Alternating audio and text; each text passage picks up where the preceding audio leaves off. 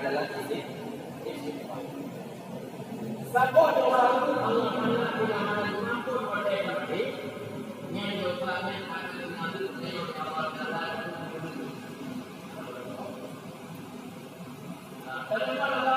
kalau Nabi yang di bagian yang tidak ada sesuatu itu baru bulan itu maka yang hari bulan ya tahu itu boleh lalu dengan Allah Taala maka bukan itu Imam Al-Haddad belum dikala lu Allah ya Rabbi ana lupa aku daripada kebaikan ya Rabbi yang lupa dari ya Allah adalah dosa yang besar dan yang punya kekuatan yang lebih membalas lebih kumpul lebih kita bina barang-barang yang membaca seluruh dunia tapi wahai Tuhan Allah setiap malam beliau menangis gara-gara banyak dosa.